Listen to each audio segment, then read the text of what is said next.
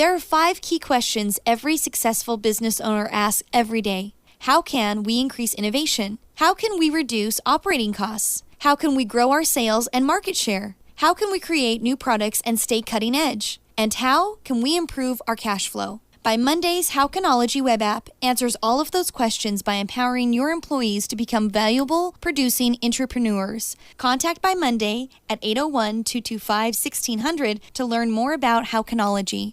As a small business owner, I have struggled with controlling my workers' compensation costs. Some of my injured workers have really taken advantage of the system, costing me an arm and a leg, no pun intended. I finally found someone who can help, Summit Risk Management and Insurance. They have saved my company thousands of dollars on my insurance costs and have improved my safety program. I recommend them to any business owner. www.summit-risk.com. That's summit-risk.com. If you own a small business, you've experienced problems with technology. Lost files, server crash, blue screen of death. It always means one thing, an IT nightmare that keeps you from running your business. IT Now keeps those IT nightmares at bay. IT Now is the leading provider of professional IT services for small and medium businesses. Call IT Now today for a free network evaluation, and soon you could be nightmare-free and experience the bliss of things running as they should. 801-562-8778. Phil, your golf game is amazing. Where do you find the time? I've been using ADP for my business, the world leader in payroll services. I manage my payroll, retirement plan, and HR all on my iPad, mobile app, or with a quick phone call. It's easy and really affordable. I'm just so busy. Sounds great. How do I get a quote? Call Dave at 800-422-3705. He's been with ADP here in Utah for 15 years. Thanks. That number was 800-422-3705. Because I'm happy. Clap along if you feel like a room without a roof. Because I'm happy. Clap along if you feel like happiness is the truth. Good morning, Utah small business owners. Welcome to the Small Business Hour with your hosts, Mark Hunter and Chris Brown. It's time for your business to go from small to large.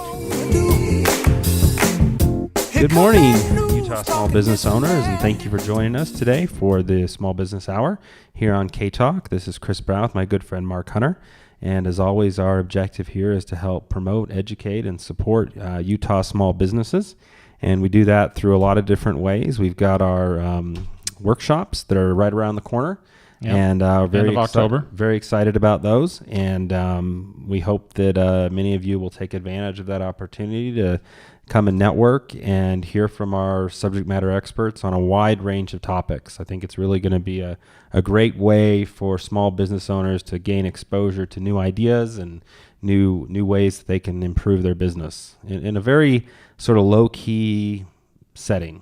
And speaking of those workshops, if you're interested, we're giving away some free workshops, so just contact us through our website if you're a small business owner. Yeah, we're happy to let you give them a spin. So who are our sponsors for today, Mark? You bet. So ADP, payroll, again, Dave Bevan.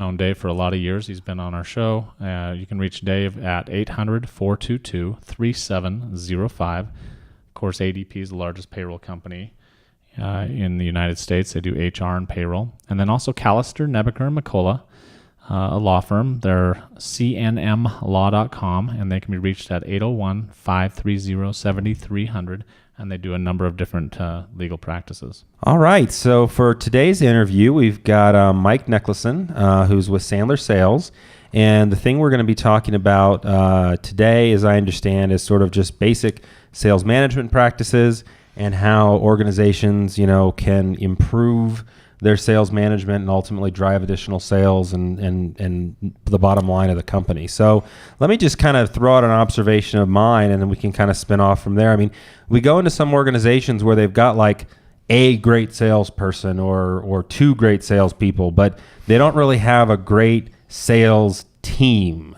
So what's the difference between having one or two great salespeople and having a great sales team? Yeah, that's a great observation. And doesn't that happen a lot in organizations where really just the 80-20 kind of takes over, doesn't it? And you got a couple of top performers and then people that really aren't performing and aren't carrying their weight. And to back up on that, where does it all really start? in building a world-class sales team, it really starts with defining, hiring the right people. Defining who the heck you're looking for. And it starts with what are the skills, what are the experience, what are you really trying to accomplish? Do you want to hire a salesperson that is going to have ambition and drive and going to aspire? They're going to aspire to make the kind of money that they can make it by achieving quota. Does that make some sense? Sure. Well, I mean, a lot of companies put a lot of effort into trying to define what the right candidate is for a sales job. And we've all seen the different profiles and things like that. And sometimes I'm a bit suspicious of those because I've seen people who supposedly had personality types that should be lousy for sales excel at it. And other people who, had whatever the personality type that, the outgoing, open personality who were lousy at it. So, I mean, what should we look for in a salesperson when we're hiring them? Yeah, good question. And I think what we want to do is really spend the time and the energy in building out a sales team to hire A players. And an A player is really the top 10% of available candidates that would fit the knowledge, the skills, and the expertise of the position. So hiring A players is very important. And let me talk for just a moment about the competencies that we're looking for. You mentioned personality styles. And I want to get into that a little bit today in the conversation. But there's 5 key core competencies that really make up sales success. And this is getting away from this mode of hiring somebody that's worked at the company for a long time. So, hey, they know the product. Let's put them into sales. Yeah, well, so often we're trying to steal away the product expert from some other company because because they have 20 years of experience, and that's a bad move. Or hiring a relative or a close friend because they're looking for a position and had some experience in selling once. Bad idea. We're really looking for 5 key competencies when it comes to sales success. And let me go over those. And these are something that can be measured and can be assessed. But your team members need to have ambition and drive, problem-solving ability, a process orientation, the ability to follow a system and a process and take steps in it, relationship effectiveness, and control and close, meaning they're able to take a interaction with a prospect to a conclusion. Whether that conclusion is positive, you get a sale, or it's a no and you don't get a sale and you need to move on. But that ability to close out an opportunity. So those are some key competencies that we're looking for. And I put ambition and drive and hunger for success and wanting to achieve more right at the top of the list. Sure, because if one of the things that we see in some organizations is that the number varies a little bit from company to company, but people sort of plateau at, usually it used to be early 6 figures. Once they got there, they were making enough, and so they were happy. And you really want people who, not that they can never be happy. You don't want someone who's insane. I don't know if that's the right word, but somebody who's always wanting to achieve something else. Yeah, right. That they want to grow. And the idea is, if you've got someone that's in $100,000 sales job, but they need to make $150,000 to achieve their goals, that's a good position to be in, because someone's going to have that ambition and drive. And not that it's all about money either, right? There's other variables that are important to people, but that idea that they want to grow, they want to develop. Ambition and drive is so critical to sales success. And then let's go over your other 5 characteristics again. After ambition, Chris, before we go there, I'm curious, just as a business owner who's hired salespeople. It's first of all, it's difficult to find that person with that drive. They're kind of few and far between, I think. But also, how do we find the person that has that drive but isn't necessarily going to try and become your competitor 2 or 3 years later? Right. They have so much drive that they want to replace you. Right. Exactly. Yeah. And doesn't that happen, right? That's probably happened to some of us right here on this call. Great question, Mark. And I think if you look at that from the perspective of how are you managing these people, are you as a manager or a business owner able to facilitate them achieving their goals? And as a manager, it's understanding, having that communication ability with your people. It's really understanding what are they really trying to accomplish. What are their personal goals, and are you helping them bridge the gap between accomplishing their personal goals and accomplishing their professional goals? And that really fosters a strong sense of loyalty. Are you going to have some people that want to go do it themselves? Sure, but if you're building a loyal and cohesive team, that's going to be a lot less likely to happen. Well, that makes sense. There's a lot involved with running a business, and we want to, obviously our show is about encouraging entrepreneurship, but there is definitely a difference between being a good salesperson and being a good owner of a business. Yeah, there sure is. And I think it's the better communicator that you can become in understanding your people, helping facilitate the achievement of their goals, the more loyalty that you're going to foster with the team and within your organization. I guess the more they have maybe a sense of ownership within the organization, that maybe they would be less driven to go out and compete against you. Yeah, absolutely. And bringing that up on the table, right? That if that's something that you want to avoid, talking to your people about that and bringing them in, incentivizing them, making them a partner in the business, if that makes sense for a small business owner. Because I think you're right, especially with younger professionals now. Younger professionals meaning in their 20s and 30s or millennials, if you will. They're not signing up for a 40-year commitment. No. They say, you read, right, that it's 2 or 3 years. If you get them for 2 or 3 years, you're lucky, right? So what are we doing to foster? And certainly they need to come into an organization and perform, right? But what are we doing to foster loyalty and make it stick with the right people? Well, let me throw something kind of crazy out there. I've seen some organizations that kind of recognize that at a certain point their salespeople would kind of max out in the organization for whatever reason. And so what they had is they had put in place a plan to kind of help those individuals when they hit that point kind of go out on their own and, become a franchisee of the company or have a greater degree of independence so that, when they did hit their peak within the organization, there was an exit path that didn't hurt the organization. And sometimes that can be another way of solving that problem. Some type of a buyout or buy-in provision within that relationship. So let's talk about your other attributes. So I see that you have problem solving. I think that's pretty much I would say a no-brainer, but there are a lot of people who can't solve problems. And how do you measure that when you're hiring somebody? Well, problem solving, and let me talk about that, and also in terms of being able to read the situation, to read the situation and respond to it, and understand where somebody is coming from. And if you have an objective for a meeting, you intend for the meeting to go one direction with a prospect or a client, and it ends up being something totally different and unexpected. That ability to read the situation is really very, very critical. How do you look for that? So a couple of these competencies that I've mentioned: problem solving, control and close, relationship effectiveness, process orientation, ambition and drive. These 5 core competencies, they're really something that a lot of it you can't see.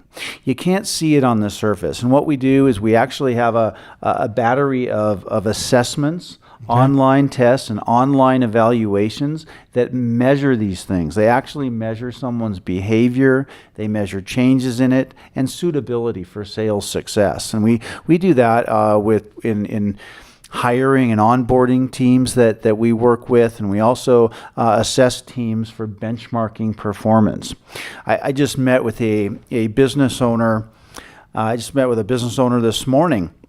And we were talking about how on his team, he's a team of 10 people, and he's got, this isn't uncommon, like we started off, 2 or 3 people that are really high performers. Mm-hmm. They're great, they're fantastic, and then a couple that really are not finding success in sales, and they're not hitting their numbers, and the other folks are making up for that.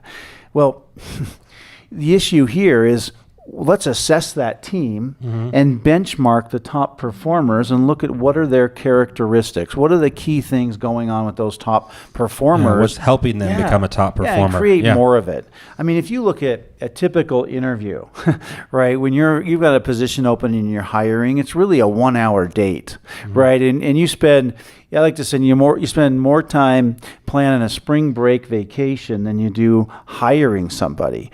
And if you take this, and think about the cost of a mishire. Oh, sure. Hiring somebody should be taken very seriously.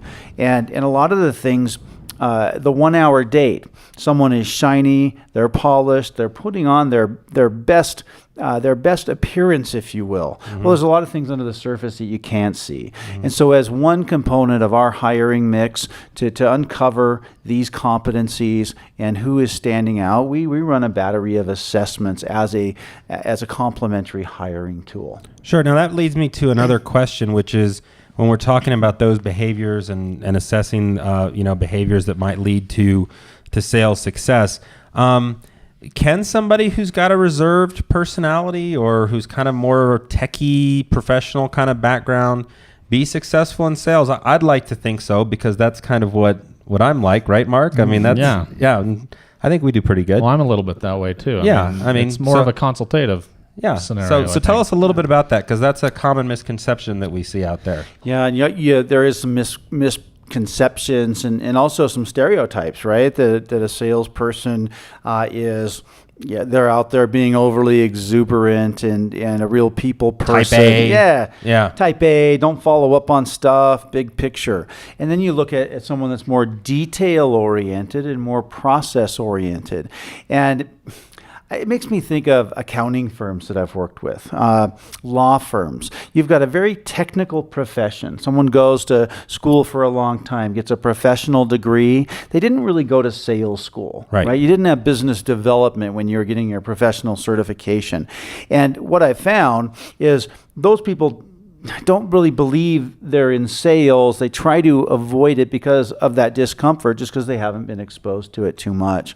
Does that make sense? Yeah, sure. They don't want to be a salesperson because they don't perceive that as being something that fits with their their background. Sometimes tend to feel they're a little bit above it, right? Sure. Yeah, and that whole persona, actually not being salesy, kind of taking that approach that I'm really not a salesperson, is some of the people that can be the best at sales. Sure. Because they're disarming, they're not salesy. As Mark said, they're more consultative. So let me tell you the advantage of that technical personality. If you look at that, someone that can get the details, they can follow a process and follow a system. If we can provide them with a good sales process, a good sales system, they can follow the steps. They like systems. Yeah, they can say, "Hey, I'm not in sales, but I get it. I can follow a process and a system and ask these 2 or 3 questions as I go through the steps along the way." And those people can be very successful in selling. And I've seen that as well. And a lot of times the people you might least expect to be great salespeople because of that stereotype can sometimes be the best salespeople because they're not the stereotype. I mean, there's an advantage sometimes about not being the stereotype. Well, our music's coming on and we've got our break. As soon as we come back from our break, we'll talk a little bit more about building that positive sales culture and a great sales team.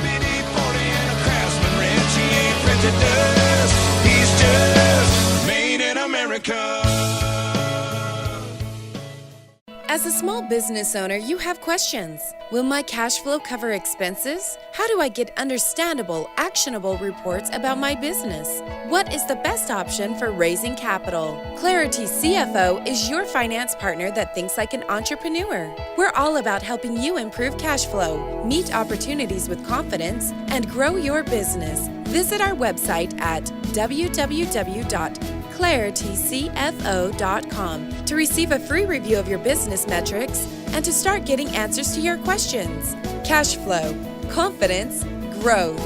Visit claritycfo.com today. Small business owners and CEOs, where do you turn for objective counsel on your most critical business decisions? How do you assure your personal growth as a CEO? How do you get an unbiased review of your plans and strategic direction? What provisions are you making for perpetuation of your business beyond yourself? For over 20 years, CEO Builder has been the answer to these questions for many Utah CEOs. Join us for a complimentary forum or coaching session through our website at www.ceobuilder.com. As a small business owner, you are not just building a business, you're building a legacy. Let the attorneys at Callister, Nebaker, and McCullough counsel and assist you as you navigate the legal complexities of organizing, financing, and operating a successful business. At Callister, Nebaker, and McCullough, we build, cultivate, and defend legacies. Your business, your family, your future. To learn more about how we can help, call 801-530-7300 or visit us online at cnmlaw.com. That's cnmlaw.com. It's tough for small businesses to keep up with all the new regulations, the new healthcare law, employee handbooks, human resources, OSHA safety, employment discrimination and harassment, business insurance, workers' compensation. It is all so complicated. Most business owners are doing their best just to make a small profit. If there were only a simplified way to manage all of this, now there is. Summit Risk Management in Insurance can show you how. www.summit-risk.com. That's summit-risk.com.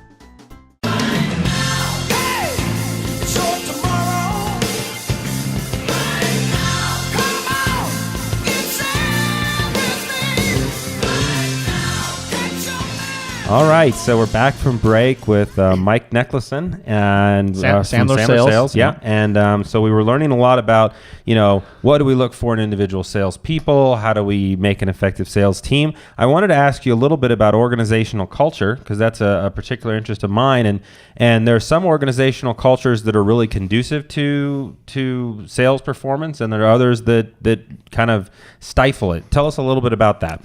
Well, culture is such a deep and lengthy topic, right? And breaking it down, if we want to talk about an organizational culture that is sales oriented, it's proactive in that way, a couple of things come to mind, and one is transparency, that you're sharing information with salespeople and giving them feedback regularly. They thrive on feedback. We talked about that in our interview with Rich Tyson, right? Yeah, we talked about open book management and the importance for the people who are on the front lines to know how what they're doing fits into the big picture and see how it feeds the results that the organization is looking for. Because if I'm out busting my butt selling, and the news I'm getting from the company is that, it's the end of the world, that's a real disconnect, and I'm not going to be motivated to keep doing that. Yeah, and being transparent and knowing why is that. If there's something negative going on,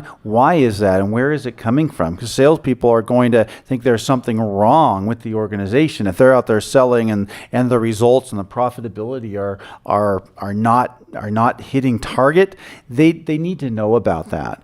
And I'll give you an example. An organization I worked with a while back, the sales teams numbers were up on the board. They were broadcast every week in a weekly sales meeting, and then the vice president of sales handled a number of house accounts, large house accounts, and also received commission and was compensated on those house accounts. Well, those numbers were never put up and never shared. And think what that did to the morale, the attitude of the team. And it was this selective transparency, selective accountability just doesn't really work. Salespeople crave feedback, they crave involvement, and so from a cultural standpoint, I want to say transparency, but then also moving towards accountability being a positive element of the culture.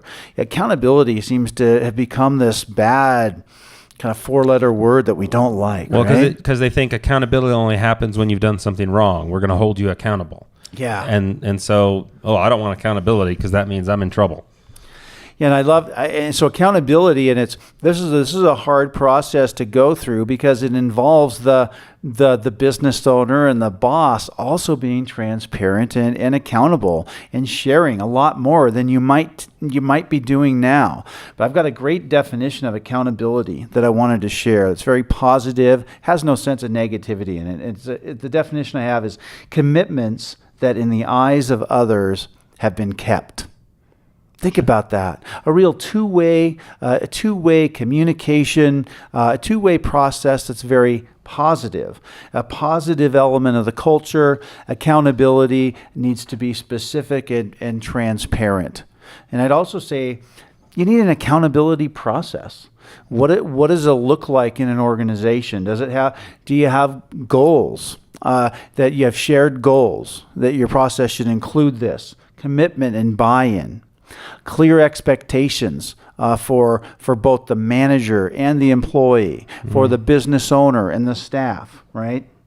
And then is there a reprimand process? And I get into some lengthy conversations with people about this, that how many sales teams do you see out there where you've got a couple of senior reps? They're a negative part of the culture. They're poisoning the culture. They get away with anything. Yeah, they get away with it. The tail's wagging the dog. Right? Absolutely. That is something that just absolutely has to be flushed out, and that there needs to be some kind of reprimand process if you're going to make accountability serious and transparent in your organization. Well, and I think that one thing that makes accountability work a lot better is if there's no surprise. I talk to companies a lot about this with performance appraisals. Somebody shouldn't come into their performance appraisal and be surprised by the outcome. They should have been getting constant feedback, constant data that let them know all along how their performance was, so that when we get to the performance appraisal, it's not, oh, by the way, you've been doing a lousy job. It's, all right, let's talk about how we can improve. Yeah, it should be obvious, and it brings me to another point that we share with a lot of the management teams that we work with, is if you're focused solely on results. While results are important, they are a lagging indicator. Oh, absolutely. They are a lagging indicator. Your results are simply the manifestation of a behavior or of an activity that you did sometime prior than that result.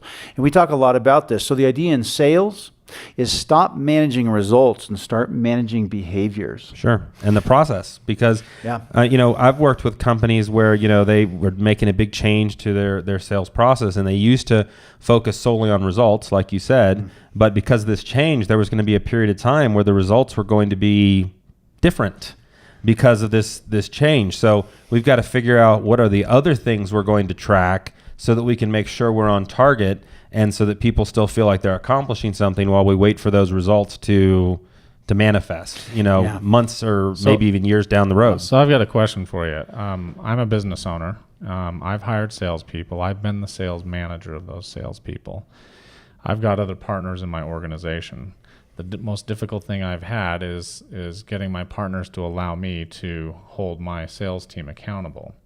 So as a sales coach, do you get involved with helping either from a higher level or going deeper and actually helping to manage those actual salespeople so that you're given authority to help hold them accountable? Sure, that's a great question, and that's so important. And so many teams that we work with, what we do is we create a behavioral cookbook, if you will. We call it a cookbook because it's a recipe for success, but we're looking for what are the specific key behaviors that the sales team needs to do every day, every week, and every month, and really focus on that. And we actually require our clients to submit that to us, and we look at what their actual behaviors were versus their goal.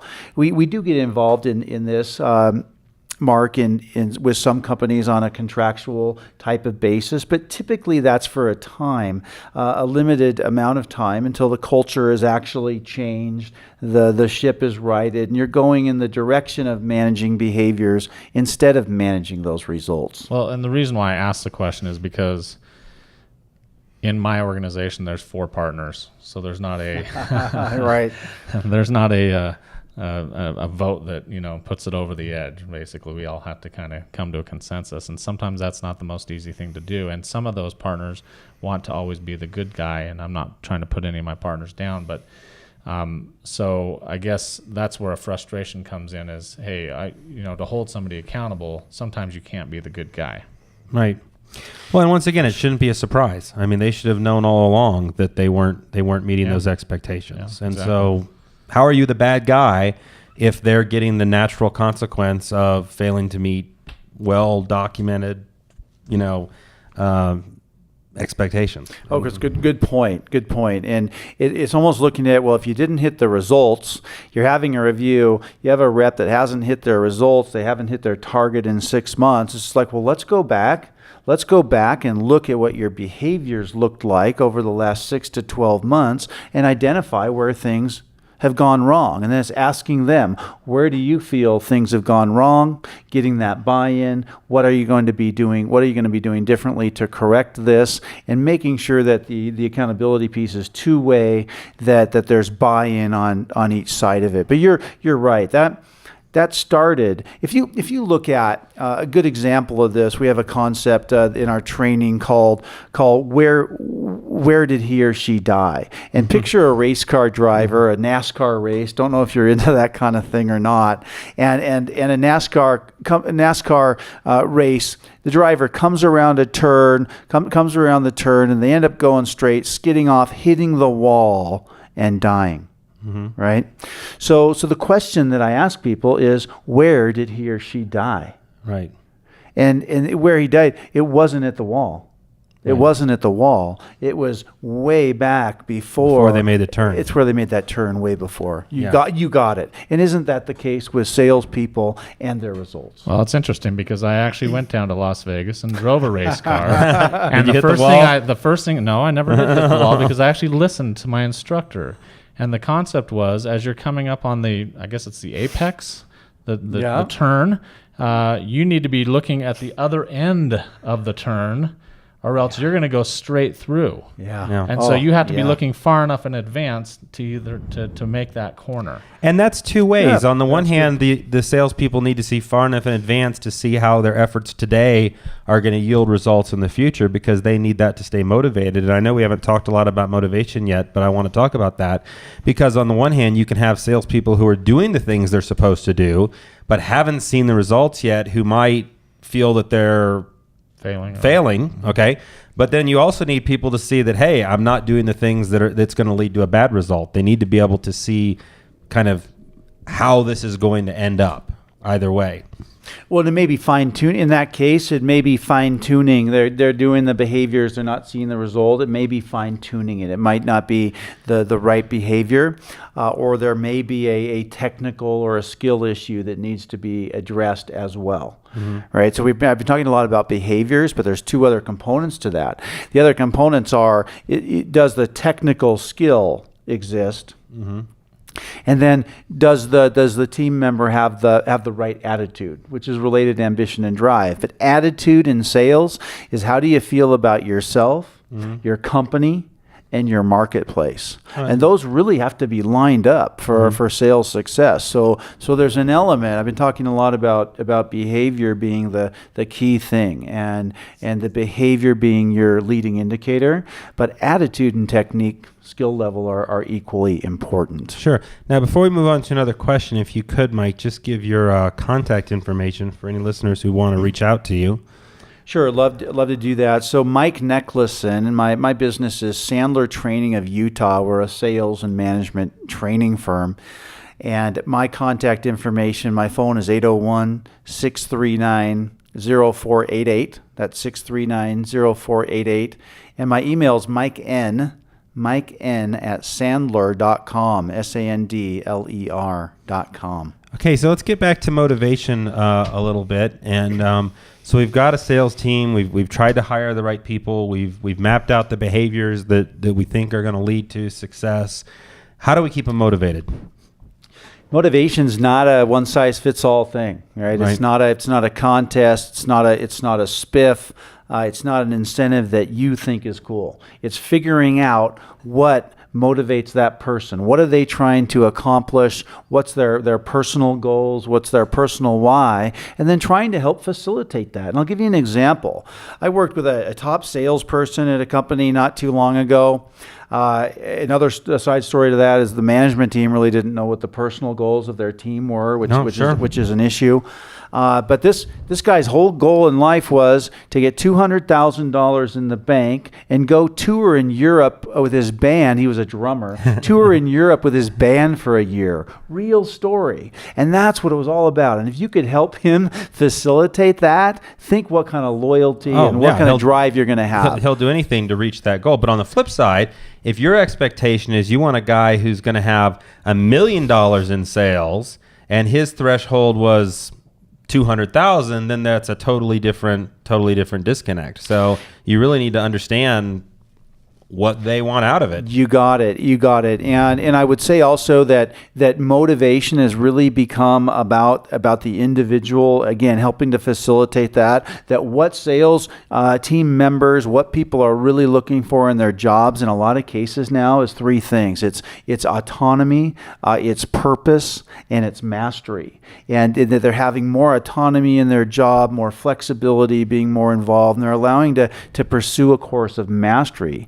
But I guess bottom line, it's what is important to them. And as a manager or a business owner, it's figuring that out and understanding the personal goals and the vision of the people that are working for you. And that's, I think, a great place to end our segment.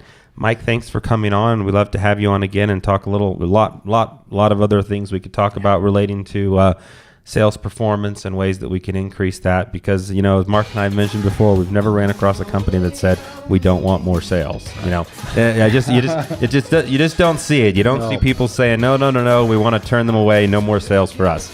So thanks so much.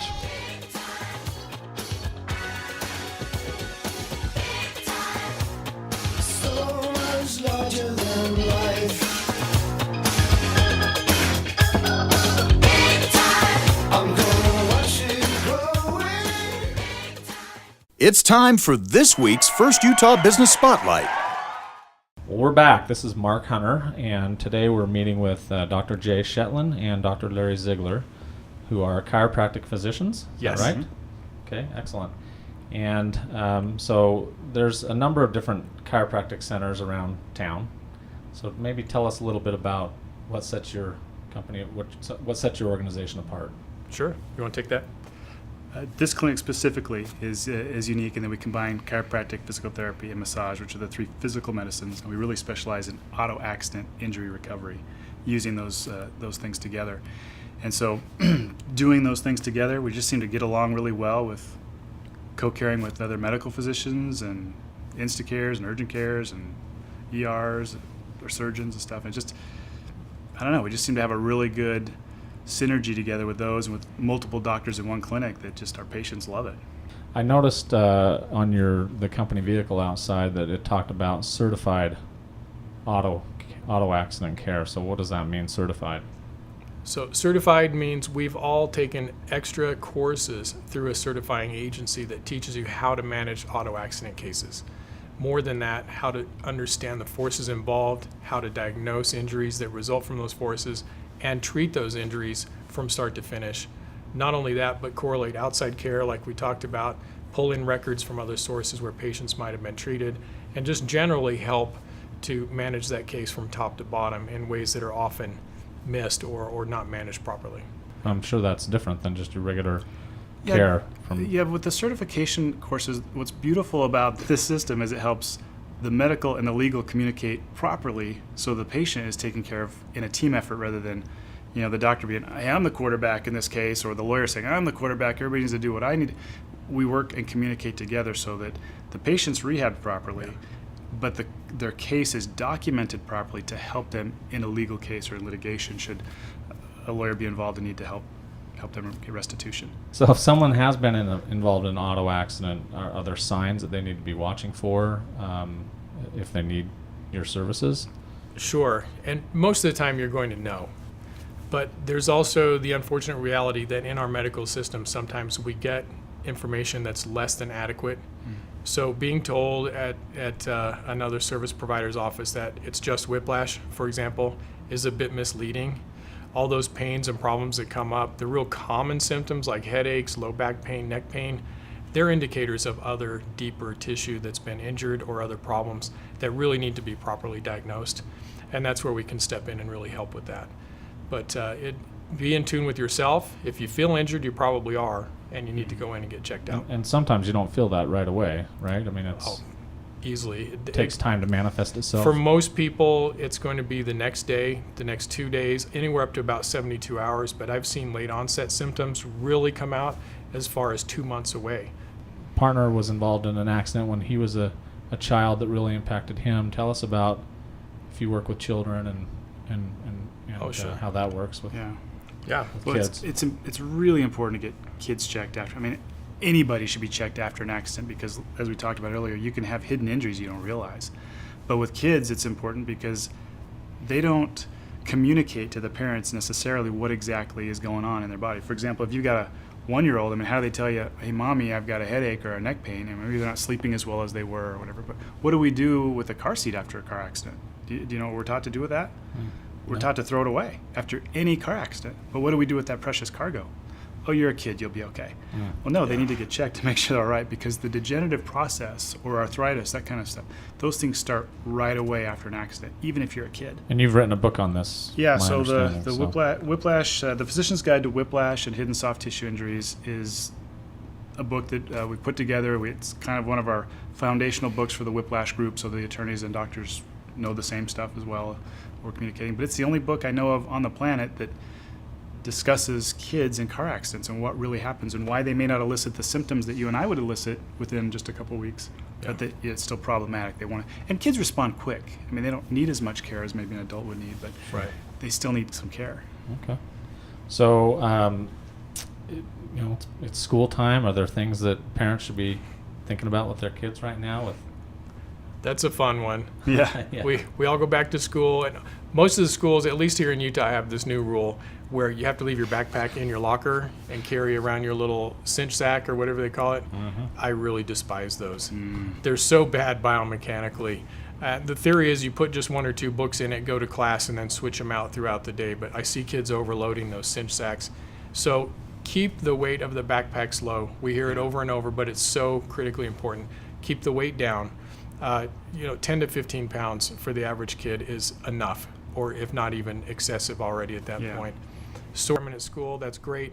Have a backpack as well. Distribute the load better with better straps and shoulders, and you'll just have a lot better success. It is tough. I mean, my kids, they don't even have lockers for them, so they're carrying their backpack around. Yeah, all day long. Yep, I know. So do everything you can to minimize that load. I go through my kids' bags on a regular basis. Do you really need this? Do you need this? Can we take this out? And we try to pare it down as often as possible, but they're little pack rats. And as quickly as possible, they get 25 pounds back in that bag. So it's something we as parents need to be conscious of and vigilant with. Great. All right. Well, Dr. Shetland and Dr. Ziegler, appreciate you being on the show today. Thank you. Hey, thanks for having us. Are you frustrated about your sales performance? Do you have the right people on your team? Are you stuck in a routine in terms of business development? Sandler Training is a global leader in sales and business development training and has been creating solutions and accelerating the success of high achievers for over 30 years. If it's time to take your business to the next level, contact Sandler Training at 801-639-0488. 801-639-0488. Is your business struggling with the cost of an employer-sponsored health insurance plan? Learn how your business and employees may benefit from new rules under the Affordable Care Act. There's no reason for you to continue bearing this unnecessary cost. Call the experts at Summit Risk Management and Insurance, 801-671-2431. That's 801-671-2431. Learn more at www.summit-risk.com. That's summit-risk.com. If your business doesn't have social and mobile marketing strategies in today's digital marketing place, then you're quickly getting left behind. Don't get left behind. Get Social 5. Social 5's team of professional writers, graphic artists, and tech experts helps businesses with mobile, Facebook, Twitter, LinkedIn, email, SEO, campaigns, contests, plus more. For a free consultation, go to social5.com. Don't be invisible in today's digital marketplace. Get Social 5. Why is understanding your wealth and managing it important to you? Because you have worked hard to get where you are and you have goals for your future and maintaining your standard of living. At Foresight Wealth Management, we care about providing our clients with impartial advice and solutions that work with their goals in mind. Securities offered through Securities Service Network Incorporated, investment advisory services offered through Foresight Wealth Management. For more information, call 801-462-2200 or visit at www.foresightmanagement.com. I know that we'll never break. 'Cause I love what you say. Made in the USA. Made in the USA. Welcome back. Here's our second Utah Business Spotlight for the week. And we're back. This is Mark Hunter, and today we're sitting down with Mike Linton with Valcom. And Mike, take a minute and tell us a little bit about your company and what you do. All right. Valcom's been around for 31 years. So we started as the original IBM reseller of their computer, their PC. And so for 31 years, we've been an IT solution provider.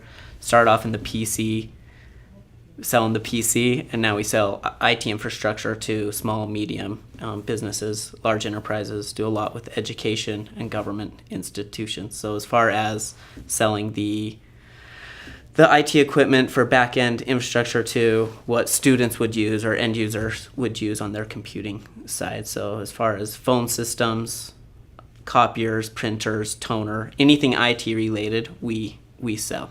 Okay.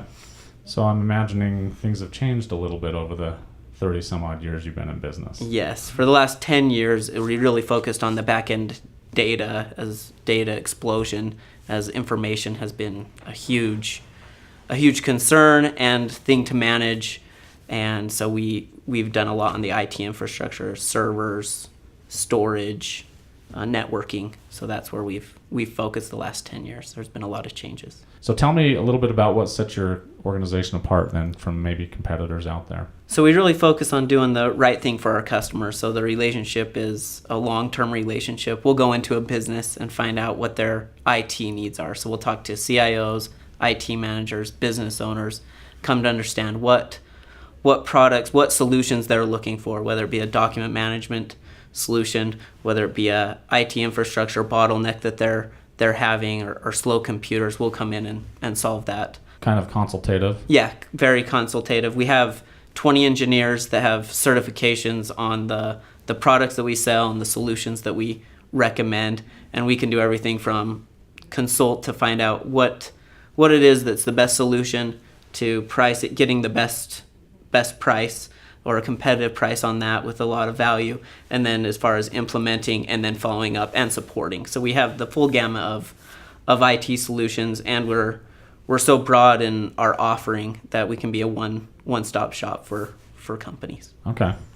That sounds like a nice solution. So one of your areas might impact another area that could be picked up on because you have so many different services, whereas somebody who only offered one aspect wouldn't be able to pick up on. Is that fair? Yeah, very, very fair. So we just merged with a company that only did phone systems. And one of the reasons it was a strategic partnership is we offer so much more that they could offer to their customers, so their customers could go to them for phone systems and now also for all the IT infrastructure. And their customers are asking, hey, can you do this? Can you sell us the server or the storage in the back? And there's probably a lot of integration between that nowadays, right? Very much so. We got it in. Most phone companies came from the phone side. We came from the IT side.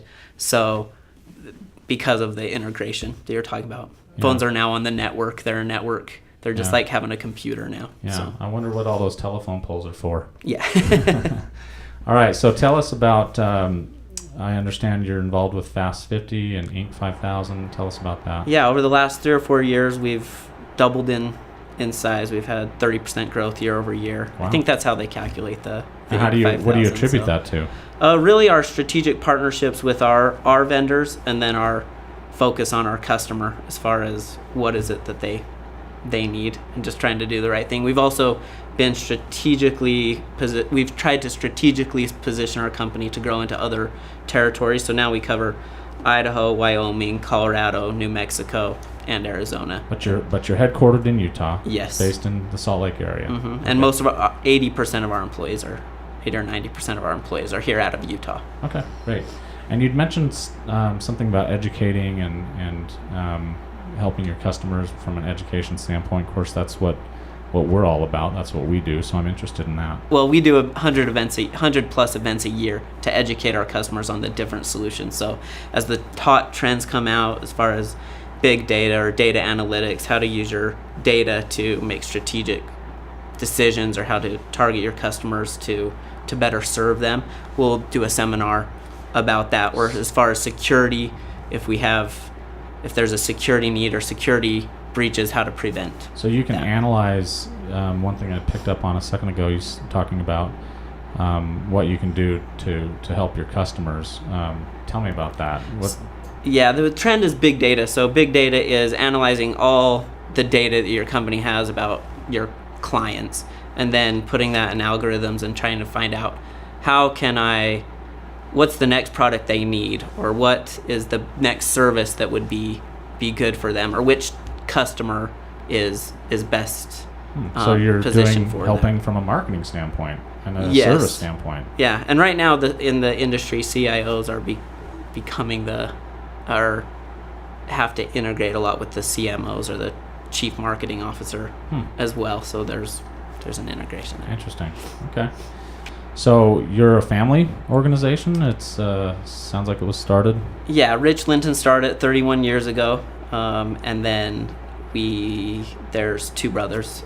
Me and I'm on the sales side, and you've got just over 100. We have 105 employees right now, so it's grown a lot. Well, great. Well, Mike, great to have you on our show. Appreciate you Thank taking you, the Mark. time and sharing a little bit about what your company does. Appreciate it. Thank you. All right, Mark. Well, once again, as always, we had some great businesses spotlighted this week. Right. Let's just sort of recap a little bit of that. So our first business spotlight was on Valcom, which is a locally owned IT reseller. They do phone systems, they do hardware, and they're expanding into other states, which is always exciting to have a local business that's moving to other states as well. Right. I think they're a good company. They're looking at they do a lot of education for their customers, and they also do the copy machines and so forth like that. And there's a lot that technology is constantly changing. I thought it was interesting how many years they've been in business and what they've seen over. I thought I was kind of surprised by the fact that they've been an IBM reseller for over 30 years. I mean, that's something. Yeah. I mean, a lot of IT companies have only been around for a couple of years, and so to have been an IBM reseller for that long, that shows that they've really done something right.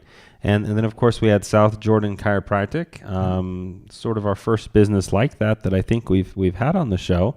But it was really interesting because they were kind of doing more than just, what you might think of as typical chiropractor. Yeah, mostly chiropractors would be like a business to consumer type business, but I liked what they do from a wellness standpoint for businesses and helping maybe improve the whole overall wellness of their employees. Yeah, it's definitely an interesting concept, and I was also really interested in hearing about the the ways that, of course, children may need treatment, particularly after an automobile accident, because that is something that's often overlooked. And the fact that you're supposed to throw the car seat away, but the baby's okay, that is sort of an ironic thing. Right. So those were our spotlights for this week, and of course we had a great interview.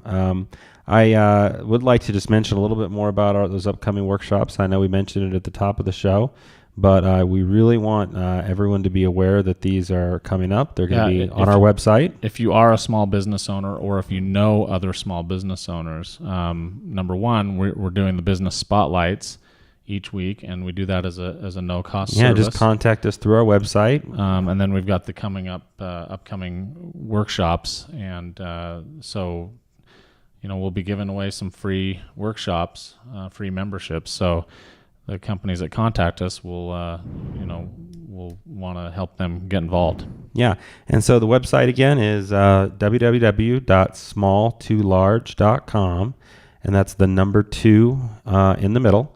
And you can learn more about our upcoming radio programs, our workshops, a little bit about the people who will be speaking, and of course we're publishing the calendar on there soon so that you can see the upcoming dates, locations, and topics that we'll be addressing. Each one of those workshops will have 3 different topics.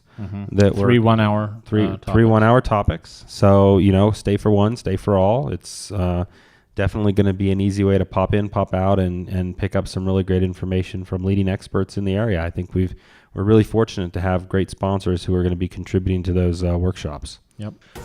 So anyway, thanks so much for listening to our show, and have a great day.